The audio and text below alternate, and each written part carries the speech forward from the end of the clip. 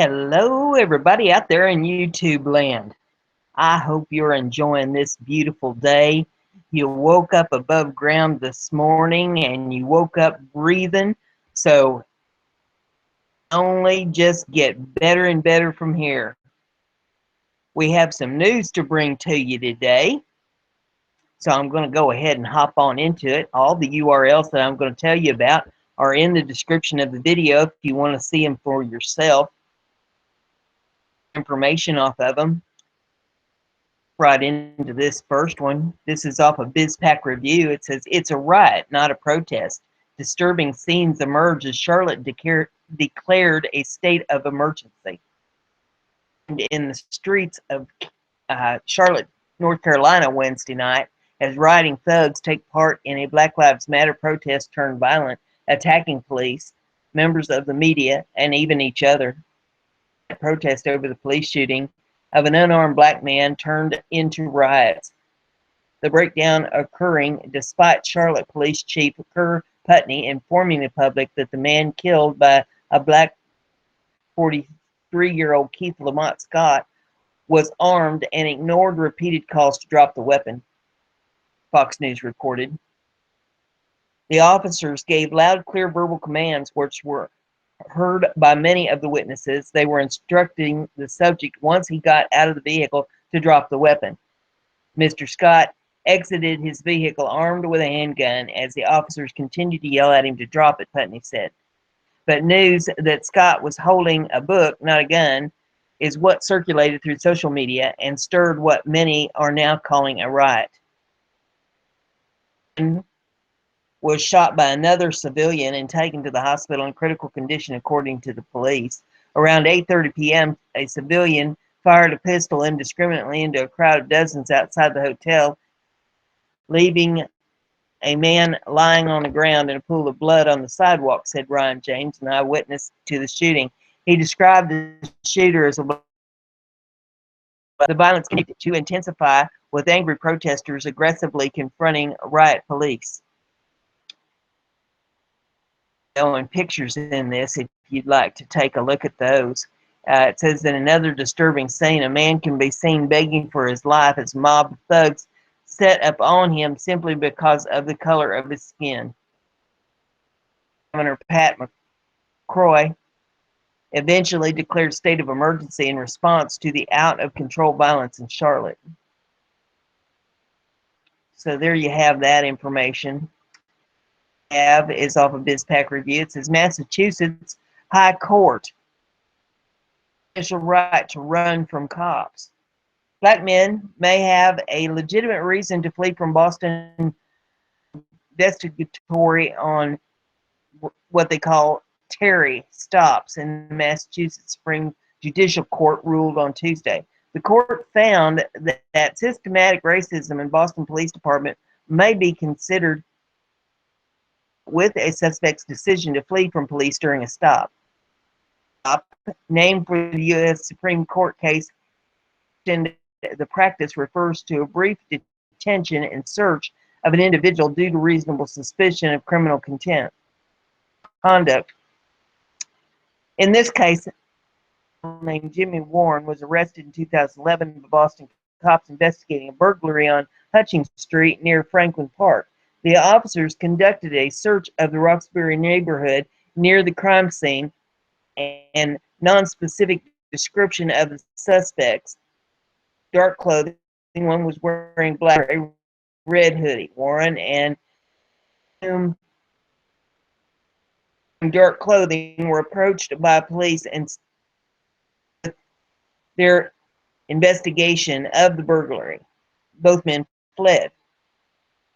By authorities shortly thereafter, the police did not find any contraband on his person, but found an unlicensed .22 caliber firearm in an adjacent yard, and convicted of unlawful possession of the gun. To suppress the firearm, and statements made after his arrest arguing the stop was unlawful because the police lacked reasonable suspicion. Their clothing or general similarity to the description they had. The state Warren fled strengthens the officer's reasonable suspicion analysis. Massachusetts Supreme Court rejected that argument, finding that while the fact is reasonably suspicious, a black male in Boston may have good reason to evade any encounter with police due to systematic racism in the city police department. We do not eliminate flight as a factor in the reasonable suspicion analysis whenever a black man is the subject of an investigatory stop. In such circumstances, flight is not necessarily of a suspect state of mind of guilt, rather the finding that black males are disproportionately and repeatedly targeted for FIO encounters suggests a reason flight totally unrelated to consciousness of guilt, such as when approached by police might just easily be motivated by the desire to avoid indignity of being as by the desire to hide criminal activity. For black males in the city of Boston, a judge should, in appropriate cases, consider the report's findings in weighing in the reasonable suspicion calculus. So there's information. There is also of a BizPack review. It says, liberal harassed Trump supporter goes berserk. Cop won't let her play the victim. Nominee Trump may have the deplorable market cornered Hillary Clinton. He stands little hope of extending that to the deranged, be firmly in the Democratic nominees' court.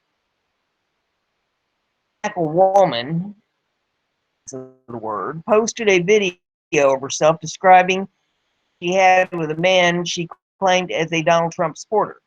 She said she passed the man's house each day when taking her child to school and took offense to a Hillary for prison sign in the man's yard. Irony that she found, there's incredible irony in all this, is that the foul-mouthed woman clearly believes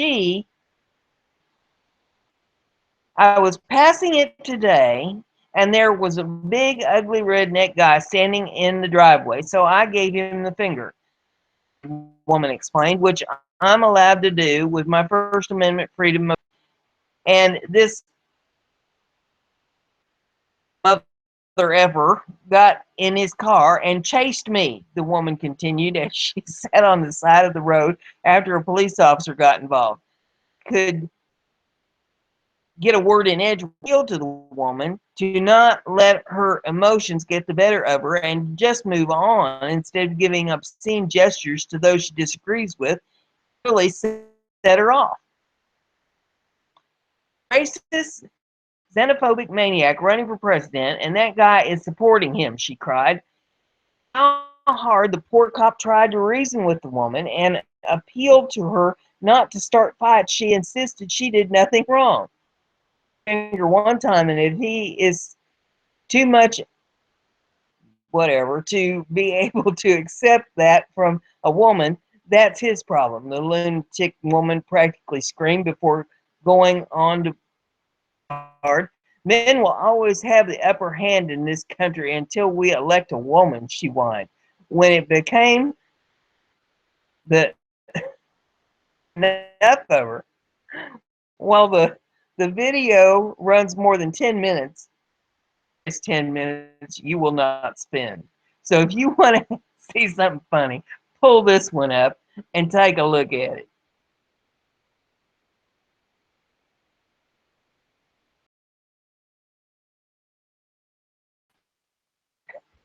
This is from Sleuth Journal. It says, MD, Dr. Milton Wolf proves her pneumonia story is impossible.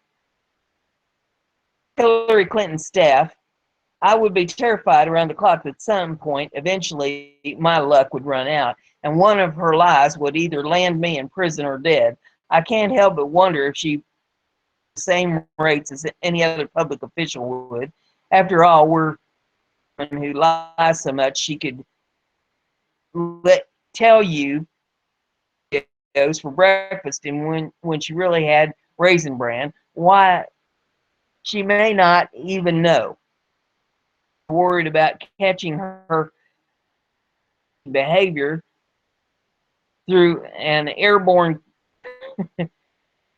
or something, because it clearly seems to infect those around her as well. Her aides that seem to have caught the bug, but it would certainly appear has now caught it too. According to Dr. Wolf, Clinton's personal doctor gave her on medical tests that don't even exist in some cases. About it in the tweets below, in the following video and of the latest sketch of the truth. It just never ends with that woman. There's a video there that you could take a look at. Well, several of them, as a matter of fact. And it says, and this step up, saying in the video below, Hillary tells us transparent candidate in presidential history. Too. The woman loses more credibility every time she opens her mouth, without exception.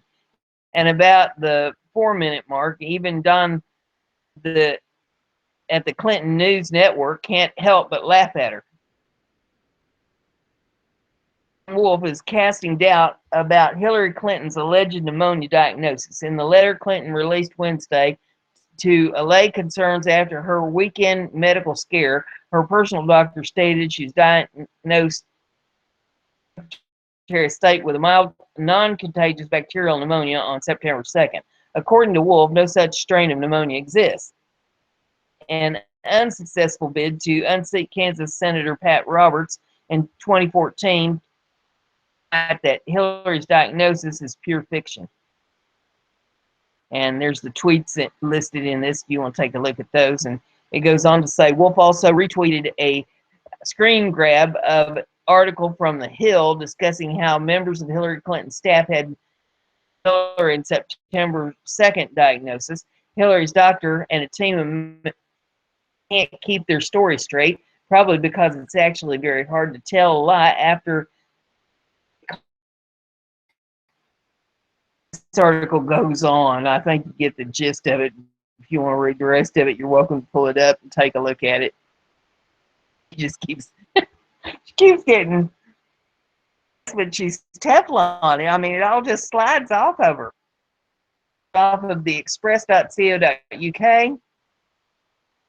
Come up here so I can read it. Sweden in chaos. Number of no-go zones increased as police lose control over. It says Swedish police are losing the battle against increasing levels of crime and country, as now 55 areas have been labeled as no-go zones. Express.co.uk reported the country has seen a huge surge in crime since the start of this in Europe, with a rise in assaults, drug dealing, and children carrying weapons. Increased lack of control in the country was revealed in a report by Sweden's National Criminal Investigation Service, where attacks on officers were detailed, including police cars being stoned by massive. Or at the time, around 50 areas were put on blacklist, divided into 3 categories from risk areas to seriously vulnerable, it says. Now been increased to 55 as the Swedish police force crisis, with 3 officers handing in their notice every day. It is estimated that 80% of the police officers are also considering changing professions due to lack of funding and support to and increasing levels of crime. NRK police officers Peter Larson said, "We have a major crisis. Many colleagues are choosing to quit." And this is trying to play something here, and we've got to get that to stop. Where that's coming from.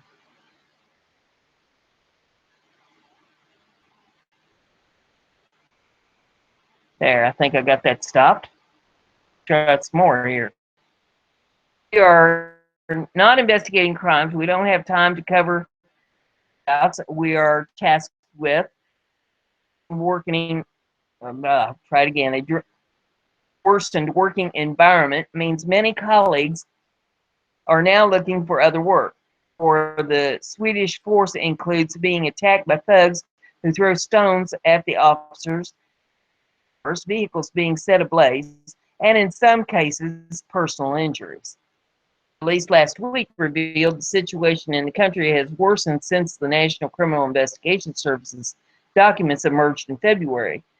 Titled A National Overview of Criminal Networks with Major Impact, said it place for unattended police cars to be attacked, for police officers to be attacked, be exposed to threats. In drug and gang violence in the no-go zones. Malmö in South Sweden was one which was particularly in the liberal country. Malmö, which is Sweden's third largest city, has suffered a surge of organized crime. The cars have burned out in arson attacks. Cities have also been plagued by thugs setting cars ablaze, according to local media. So there you have what's going on in Sweden with these migrants. Here's off of abcnews.go.com, and it says you can face a electricity. Puerto Ricans face another night of darkness Thursday as crews slowly restored electricity a day after a fire at a power plant caused the aging utility grid to fail and blacken out the entire island, 0.5 million people. Nearly 370,000 of the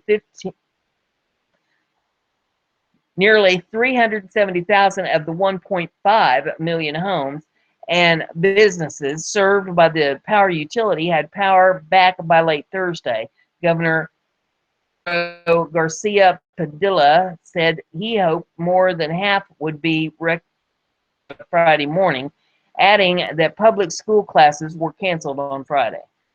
Garcia, who declared a state of emergency, expressed sympathy for people's frustrations over the outage, which comes amid a decade-long economic crunch on Puerto Ricans. We all want the system to be back online, the governor said. Let's hold someone responsible for this. Blame me. I'll take the blame. He posted a tweet expressing annoyance over people cursing at its workers, saying such behavior wasn't justified. Most Puerto Ricans don't have generators and without power faced another night of darkness and with no air conditioning in the tropical heat. Many likely plan to drag mattresses out to the balconies and porches to spend the night outside. Puerto Rico is not prepared for something like this, said Celestino Alea Santiago, who slept in his car Wednesday night so he could have some air conditioning to escape the heat. As sunset approached, lines formed at ice plants, supermarkets, and gas stations, and people crouched around power outlets at generator-powered supermarkets and malls. Phones. Traffic lights remained out, and police officers stood in the streets directing traffic all day, some in heavy downpours across the island. Workers at the main international airport filled out luggage tickets by hand. Backed out, my God, said Virginia Davila, assistant who lives on the apartment building in San Juan. The governor said at least one person died the first night from exposure to carbon monoxide after setting up. A 76-year-old man was taken to the hospital in good condition after spending the night trapped in an elevator at a government building, Garcia said. Localized power outages are common in Puerto Rico, which has the infrastructure, but widespread failures such as this generally have happened only with tropical storms. Apocalypse, Jose Travilla said as he ate at a small cafe in the capital that had a generator. The Electric Power Authority said it was trying to determine what caused the fire Wednesday afternoon at the Aguirre power plant in the southern town of Salinas. The fire apparently knocked out two transmission lines that serve the broader grid, which tripped circuit breakers that automatically shut down the flow of power as a preventative measure, said Yohari Molina, a spokeswoman for the utility. The governor wanted that restoring power, the governor restoring power would be a slow process. I'm sure it meant it's supposed to be warned.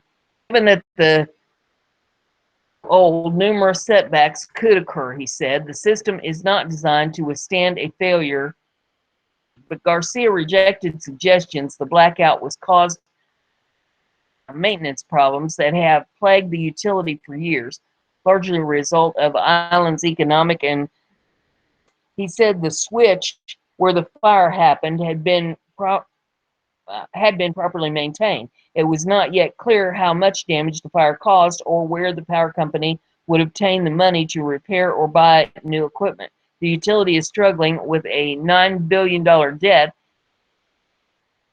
to restructure as it faces numerous corruption allegations. Company officials have said they are seeking revenue to update outdated equipment. Going on in Puerto Rico, off of WND.com, and this says employee smuggles $180,000 of gold of the Royal Canadian Mint. Allegedly smuggled about $180,000 in gold from facility, possibly evading multiple with a time-honored prison trick, hiding the precious metal up his bum. Against Leston Lawrence, 35, of concluded in a courtroom Tuesday. Justice Peter Duty, can't make this up. Justice Peter Duty reserved decision until November the 9th on a number of smuggling for cash charges, including theft, laundering the proceeds of crime, possession of stolen property, and the breach of trust. The yuck factor aside, the case an illuminating look at security measures inside the mint drive that produces hundreds of millions of gold coins annually for the Federal Crown Corporation. A link here to read the full story. If you want to read the rest of it, you can click on that and it'll take you to the rest of it. But I think you get the gist of it.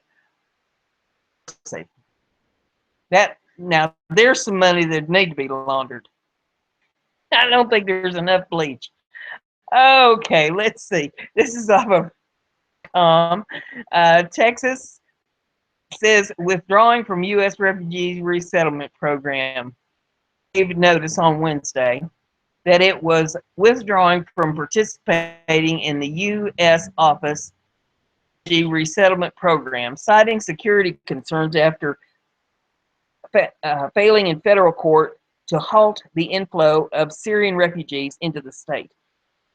The Texas State Refugee Coordinator sent a letter to the agency giving 120 days notice of its intention to withdraw, charging the program was riddled with problems that that present security risk. Republican Governor Greg Abbott said. We got an ad trying to play.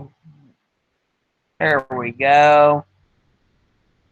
It says the Office of Refugee Resettlement said in a statement its services to help integrate newcomers into the U.S. society are only provided after they complete stringent U.S. security screenings. Despite multiple requests by state of Texas, the federal government lacks the capability or the will to distinguish the dangerous, and Texas will not be an dereliction of duty to the American people, Abbott said in a statement. Texas, a bellwether state, policies has seen other Republican-led states follow its lead in challenging the Obama administration's refugee resettlement plans in and out of courts. The security vetting population, the most vulnerable of individuals, is extraordinarily comprehensive. U.S. Secretary of State John Kerry and U.S. Homeland Security Secretary Jay Johnson said in a joint 5-page letter to Abbott in November, which outlined the process. Since January 1st, 2011, 1,104 Syrian refugees resettled in Texas, according to the U.S. State Department affiliated Refugee Processing Center. That is less than 1,610 people resettled in California, 1,515 sent to Michigan. Co-host over here squawking. Oh my, he can out-talk me. It says a Texas withdrawal is not expected to impair the work of private relief groups from resettling refugees in the state. The Obama administration said on August 29th it would meet its goal of admitting 10,000 Syrian refugees during the year, a month ahead of schedule, and was working with Congress to increase the target by a few thousand during 2017. Admission of Syrian refugees has been a hot button issue in the 2016 presidential race. The civil war in Syria has led to a flood of refugees. The United States has offered refuge to far fewer than many of its allies. Germany has taken in over 1 million refugees from Syria, North Africa, and Asia in the last year, admitted nearly 30,000 between November and the 1st. So there's the news on what it's doing. Next one here, science buffs of yahoo.com news, and it says space travel and stasis is coming sooner than you think. Of science fiction becomes reality. Deep space travel could take a number of years to reach a far destination, and humans simply are not made for that type of travel. Airspace, called SpaceWorks, with funding from NASA's Innovative Advanced Concepts program, is developing a solution for that problem, according to Spectrum. Their first hurdle to jump is the relatively short 55 million kilometer multi-month trip to Mars. Imagine being confined to a space the size of a walk-in closet, 4 of your work colleagues for several months, conducting a mission and climbing back into that same confined space for another several months with nothing new to occupy your time. If it sounds like the makings of a reality show that drives the for each other, you're probably not far off. Action, boredom, and irritation, one of the smaller problems who are brave enough to endure space travel, thank celestial cabin fever. Resources required to transport 6 humans to Mars is surprising. NASA estimates a habitation module would need 380 cubic meters of volume and would at 28,000 kilograms. Those 6 hungry astronauts would need 13,000 kilograms of food. That same group of astronauts in state of stasis would require less space, less food, and ultimately result in a reduction of 140,000 kilograms of weight from smaller engines and less fuel consumption. Status is simply defined as a state of inactive, low metabolic state for mission transit phases. It is more similar to hibernation than something more sci-fi like cryosleep. The problem is that humans do not naturally hibernate, but they can be placed into a state similar to hibernation for several days. Hospitals do this all the time and call it hypothermia. Traumatic injury, a patient can be placed into a sedated hypothermia to give the body a few days to use heal. Astronauts in this state would receive nutrients intravenously. Venous feeding has been shown to cause problems over a long period. SpaceWorks still has some problems to work out, but the message to take away is that space travel basis is closer to reality than thought previously. Fascinating. We have here is off the allnewspipeline.com. It says, is the nanny state preparing a martial law crackdown upon America? Every day we have a government of wolves no longer able to hide in their sheep's clothing. In a recent story from John W. Whitehead over at Rutherford Steve Quayle called Must Read and Make Viral, tells us it's not the least bit easy being a parent in modern day police state America. Imagine for a moment being a parent of children during the day of Nazi Germany and Adolf Hitler as he moved to crack down upon society, sounding almost exactly like one of the current candidates for president in a speech on November 6, 1933. Hitler stated, when an opponent declares, I will not come to your side, I calmly say, your child belongs to us already. What are you? Your descendants, however, now stand in the new camp. In this short time, they will know nothing else but this new community. Now that's a Hitler quote. While the story you read here might sound at first like an anti-police story, nothing could be further from the truth. We have great respect for law-abiding members of law enforcement all across America, some of whom we personally know, who love our country and its people dearly.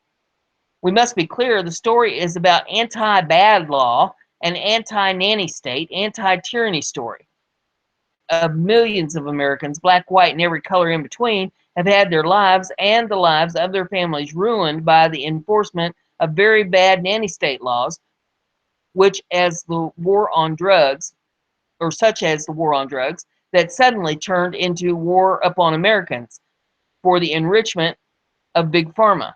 How many very bad nanny state laws do we have here in America now? How much worse could it get? America is now still only getting its first taste of tyranny.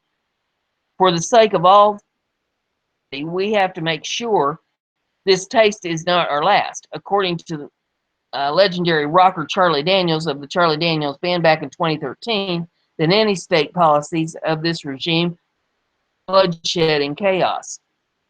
According to Susan DeLucas' story yesterday on ANP, Americans must give up freedom of action. Obama tells United Nations, final push for one world government begins.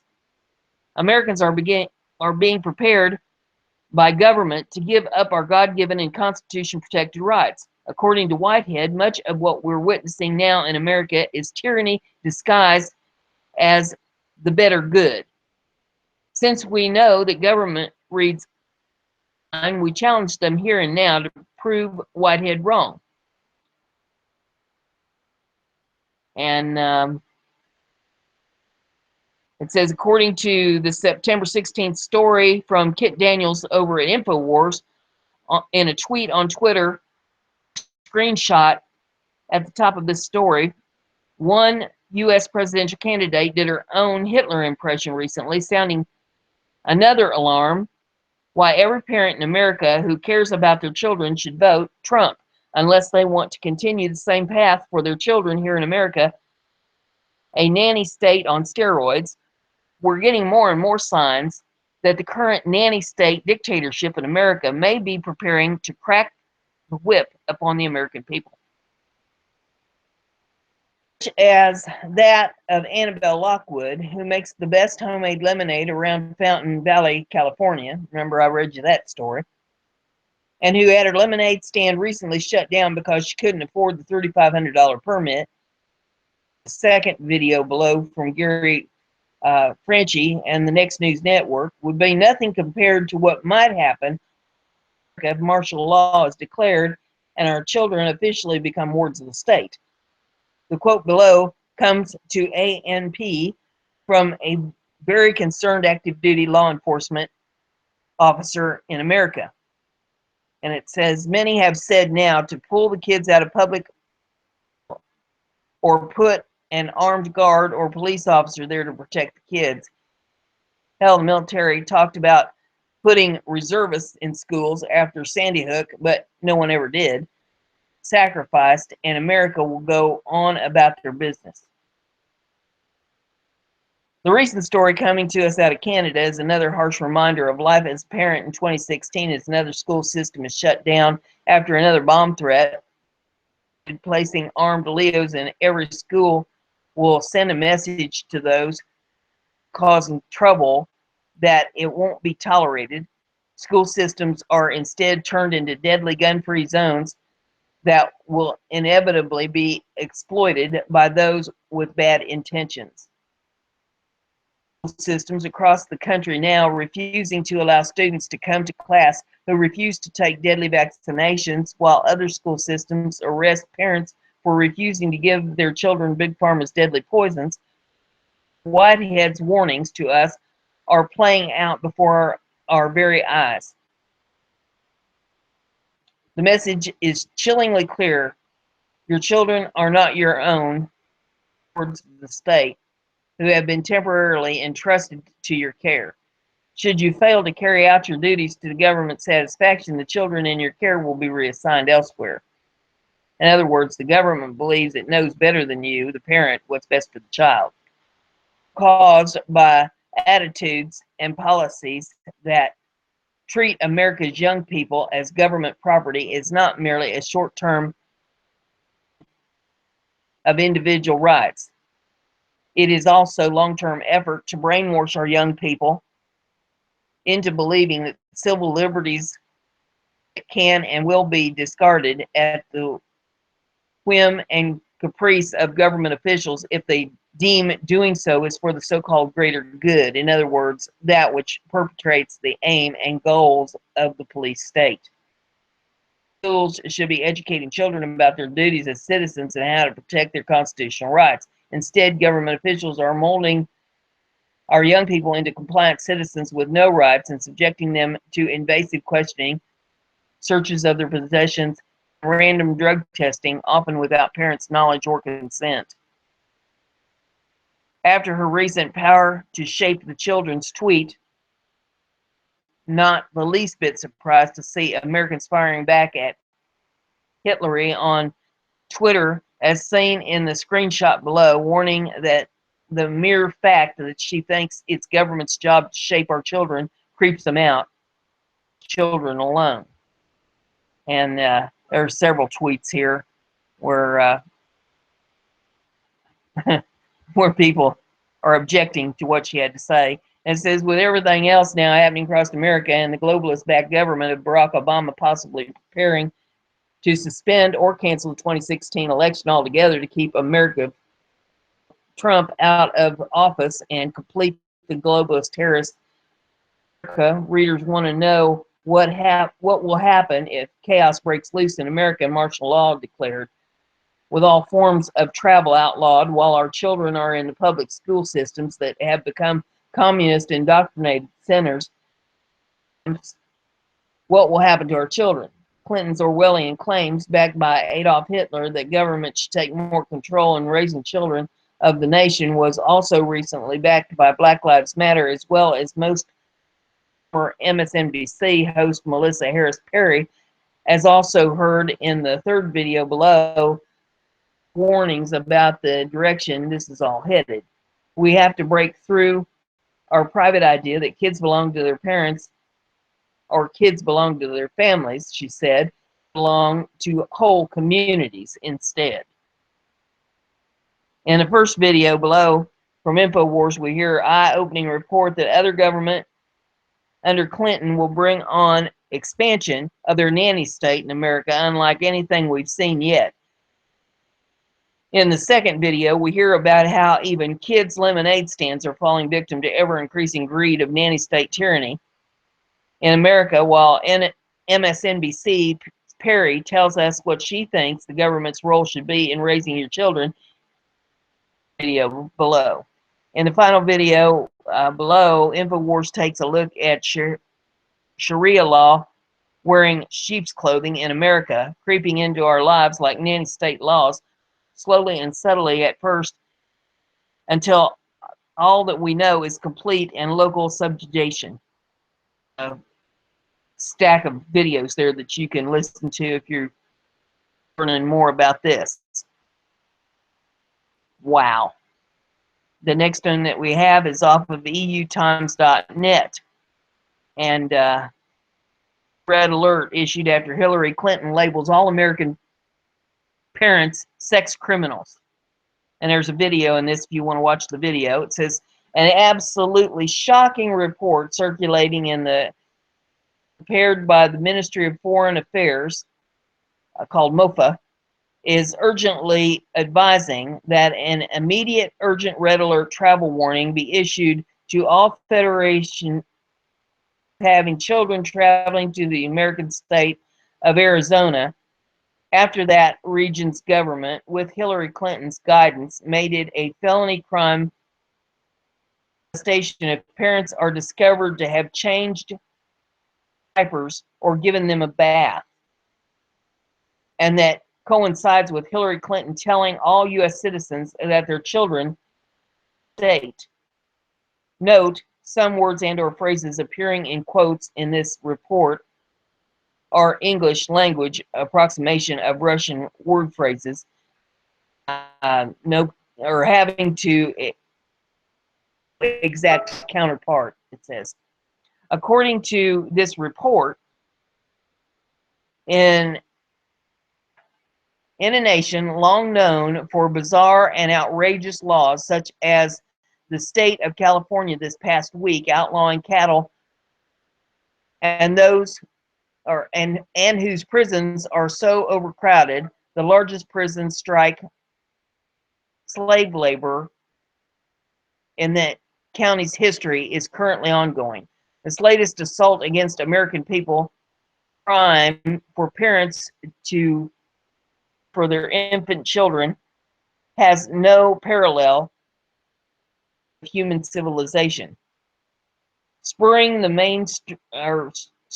ministries against this American state, this report continues, was last week's Arizona Supreme Court ruling number CR 150348 PR, filed September 13th, 2016, that criminalized any contact between an adult and a child's genitals, but distinction between criminals and parents, stating that for the first time in American history, parents charged babies' diapers or giving them a bath to prove themselves innocent instead of the government having to prove them guilty.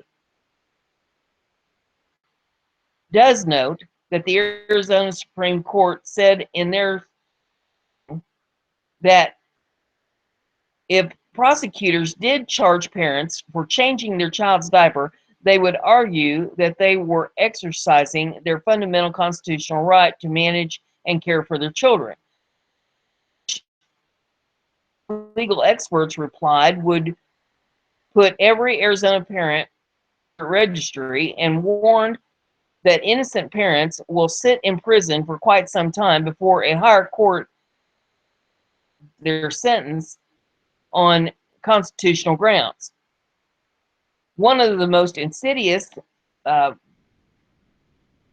plans or objectives behind this law, making all parents in Arizona and any parents visiting that state criminal child molesters, is that it now gives Arizona prosecutors the power, the threat of probate child molestation conviction, any parent of a young child into taking a plea deal to charges, or in turn giving their children to the government so they can be raised. Master plan in overseeing this court ruling against American parents is her belief that only the government is able to raise children, and is by her most ardent supporters stated, we have to break through our private idea that kids belong to their parents or kids belong to their families. Hillary Clinton, in her stunning move to take away children from their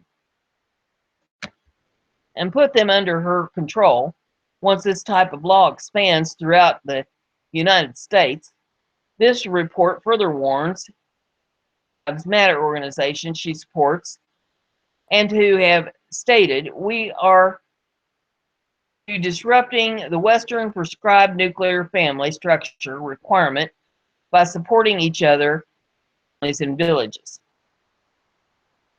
To the outrage of the American parents who are now sex criminals for changing their babies' diapers and bathing them, this report concludes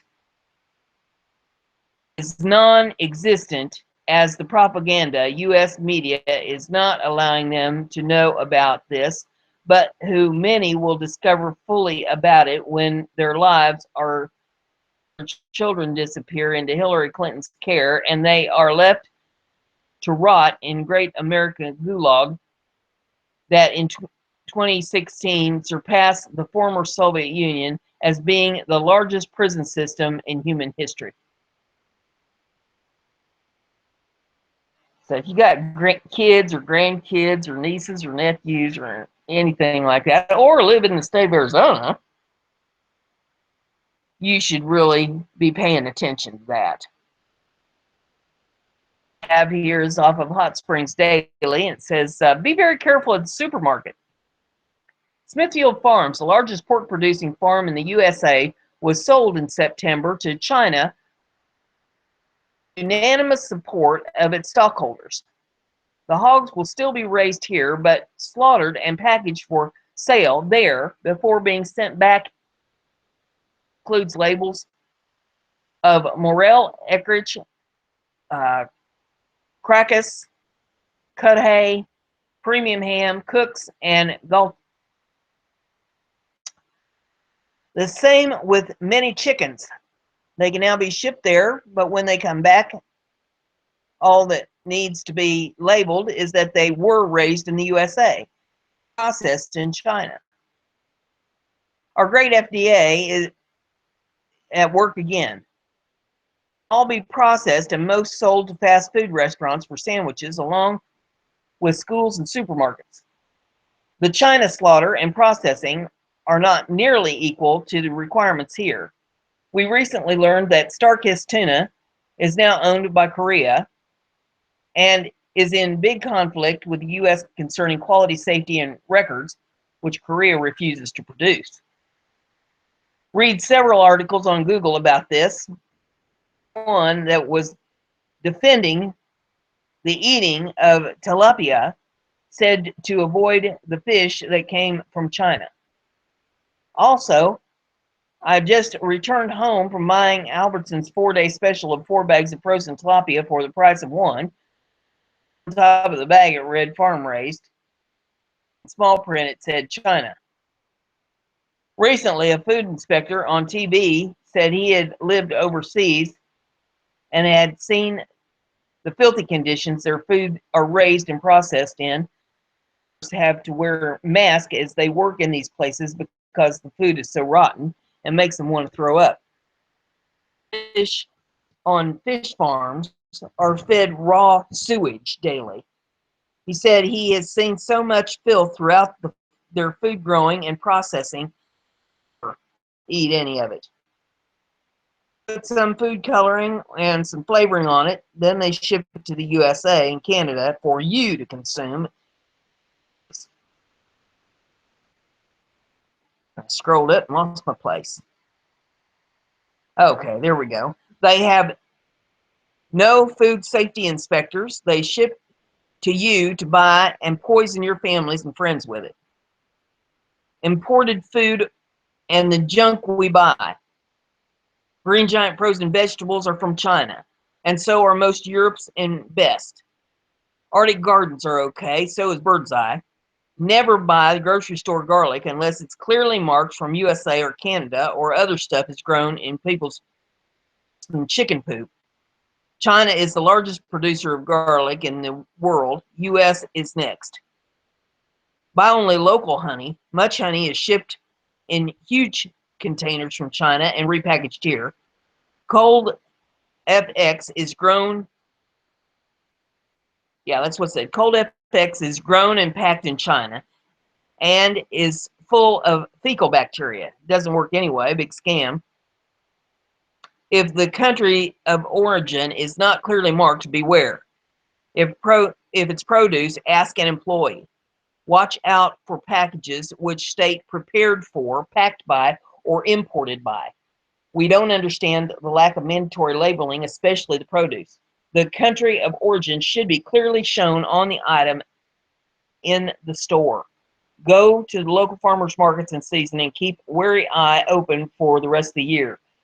Please read this very carefully and read to the very bottom. It's important for all of us. How is it possible to ship food from China cheaper than having it produced in the US or Canada? It's not. It is part of Obama's trade agreement with China. The Our Family brand of mandarin oranges says right on the can from China. So for a few, the Liberty brand, Gold brand, or Dole from California. Beware, Costco sells canned peaches and pears in plastic jar that come from China. All Highliner and most other frozen fish products come from China or Indonesia. The package may say Pacific salmon on the front, but look for the small print. Most of these products come from fish farms in the Orient where there are no regulations on what is fed to these fish. Recently, the Montreal Gazette had an article by the Canadian government on how Chinese feed the fish. They suspend chicken wire crates over fish ponds, chicken poop. If you search the internet about what the Chinese feed their fish, you'll be alarmed. Growth hormones, expired antibiotics from humans. Never buy any type of fish or shellfish that comes from these countries, Vietnam, China, or the Philippines. Are made in India, just as bad. Also check those little fruit cups. They used to be made in Canada, in Niagara region, until about 2 years ago. They're now most sold in Aldi stores. While the Chinese export inferior and even toxic products, dangerous toys, and goods to be sold in North America markets, the media wrings its hands. Yet 70% of North Americans believe that which is afforded to the Chinese should be suspended. Well, duh. Why do you need the government to suspend trading privileges? Simply do it yourself, Canada and the US. Simply look on the bottom of every product you buy, and it says made in China or PRC, and that now includes Hong Kong. Simply choose another product or none at all. You'll be amazed at what it can do or what you could do without. Think about it.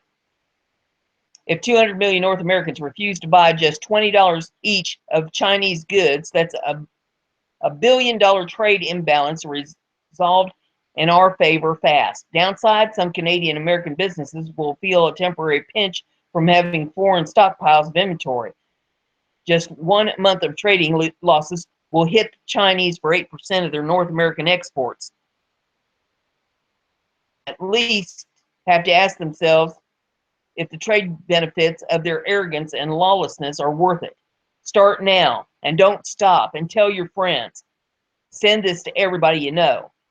Let's show them that we are intelligent and nobody can take us for granted.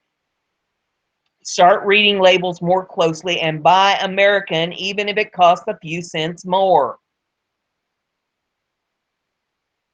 The next one that I have for you, it says, Virginia woman feeds 150 hungry people for $20. More proof that the government is obsolete. This is off of, let's see, Luther.com, and it says, you know what I find absolutely beautiful? When a person takes over something that's usually left to be done by the government and does it 1,000 times more efficiently and does it with true sense of compassion. One of the major arguments that people have against in smaller government is that there will be no one to help the poor. If you don't want to see a huge percentage of your money extorted from your paycheck and funneled into the expensive government programs, then you're accused of hating poor people or being a racist. But think about it. It's human nature to resent being forced to do something like give your hard-earned money to the government so that they can dole it out to others. However, when force is not involved, then true compassion and generosity can shine through and do so. Try that again. And I believe it would do so far more often. If charity is dying, it's because the federal government is killing it. It's because nonprofit organizations take your donations and pay their CEOs and directors enormous salaries. Boys and Girls Clubs of America earns $1.8 million. The president of United Way Worldwide earns $1.2 million. And the CEO of Goodwill earns $850,000. Started on the fake charities like Clinton Foundation, which are just a way for rich folks to donate and shift around money that they don't want to pay taxes on. We can do so much better than that. It's voluntary. A common question asked of those of us who object to taxation and big government is, who will feed the poor?